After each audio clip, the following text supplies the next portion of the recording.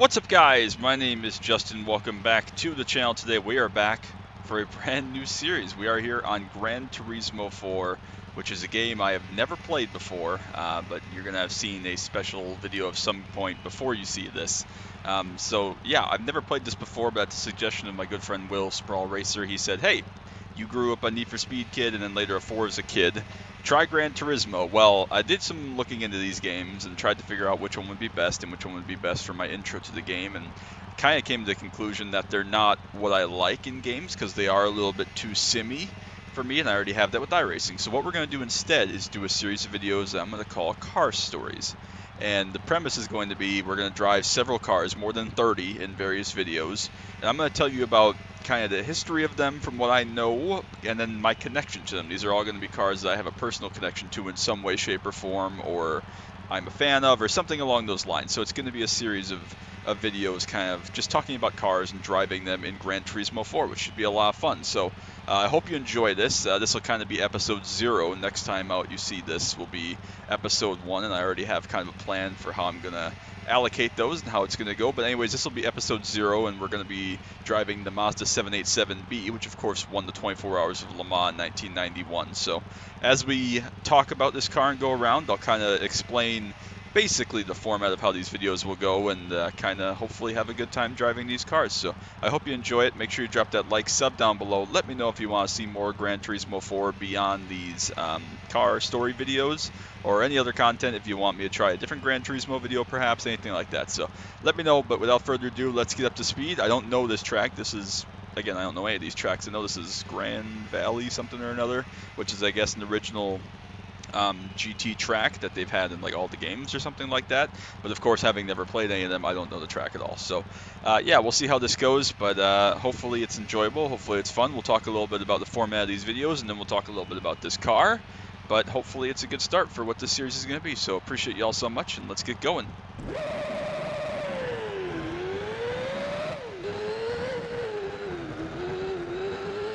Apparently a sharp corner there. So I have done a lot of playthroughs off camera to be able to build up my profile to get this to work. It's not quite working. There's some bugs with the game that I can't quite figure out. It could just be PCSX2 quirks. So not sure what's up with all that. Hopefully nothing serious. I hope that these videos... Oh, I'm just going to drive right off track there. So yeah, hopefully these videos work out well and they're still entertaining.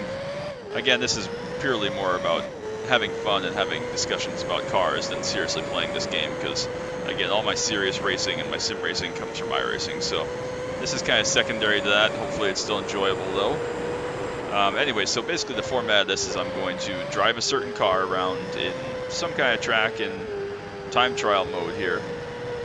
And basically what we're going to do is we're going to talk about my connection to the car personally, whether it's something I've owned or something I've driven or something I am a big fan of, or a famous race car or a car I know a lot about, or something along those lines. And then we're just going to kind of tie that all together and talk about why I enjoy it, why I like it, why it's special. And that's going to kind of be it. So hopefully they're not anything too crazy, but hopefully it's a lot of fun, and you can kind of learn, again, a little bit more about the cars I like and enjoy and am a fan of and know the history of. And, well, again, play a classic racing game. Oh, there's my Ghost, apparently. Yeah, because that scared the heck out of me. Well, the Ghost is going to run off in turn 1, so that's a thing.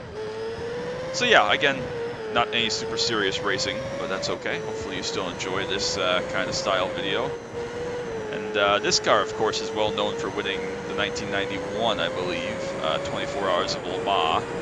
I believe it's the only rotary-powered car to ever win the 24 Hours of Le Mans, and the common myth with this car is that rotary-style motors were banned because they were too good.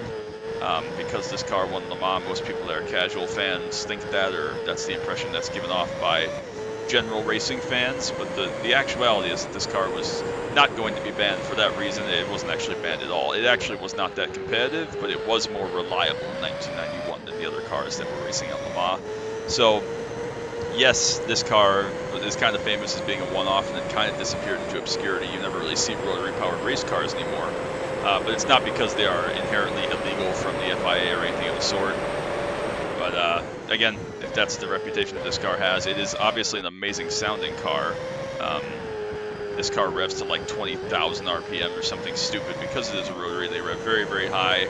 They have a very, very shrill shriek, which sounds incredible. There's some good videos on like YouTube and stuff of this car driving around in demonstration laps around Le Mans and other places, and simply staggering to hear this car go by you. I'm sure it's got to be one of the top 5 or 10 sounding race cars of all time at maximum RPM. So quite a special car. Obviously, any Le Mans winning car is probably quite special and quite notable. And even if you're a casual race fan, everybody again knows the Indy 500, the Daytona 500, 24 Hours of Le Mans, etc. So definitely a car that is well known in the racing world. And again, this is kind of a car I don't know quite as much about, which is why I chose it. It's a very cool, very fun car, but I didn't want to do a full kind of breakdown video. This is just going to kind of be my intro to the series, because I'm not as familiar with this car as I am with some other cars, other race cars, etc. So we'll just do like 1 or 2 more laps here and make a couple, see if we can go a little bit faster than we did on that previous best lap, if I can figure out how the heck to drive, which is a big ask.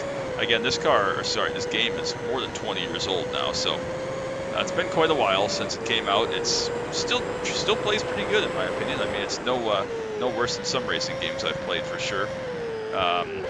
Obviously, I was a Need for Speed kid, which all those games or all the games I played, the classic ones, the golden era ones, are older than this. I kind of got of Need for Speed, as I've talked about previously, when they got to the street racing era of like Underground 2, Most Wanted, Carbon, etc.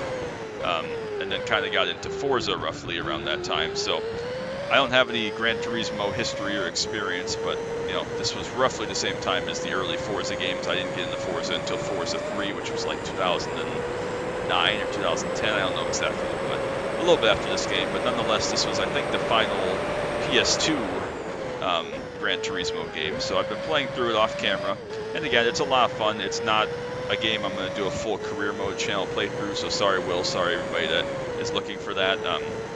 It's just not really my kind of game for that. It's a little bit too sim-cadey, which is fine, but I already do plenty of sim racing and hardcore racing, and this game seems to require not just a lot of grinding, but an incredible amount of time and dedication. There's a lot of stuff you have to do, a lot that goes on, and I don't really have the desire or time for that at this point, unfortunately, but hopefully we still have some fun with these kind of car story videos. I hope they're enjoyable.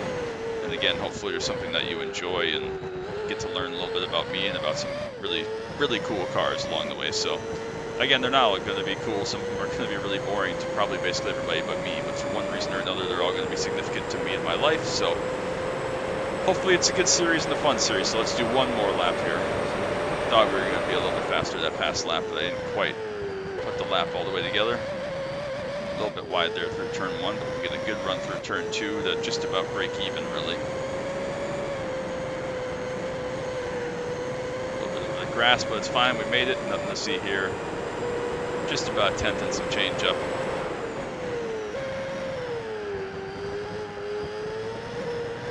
Little bare corner there.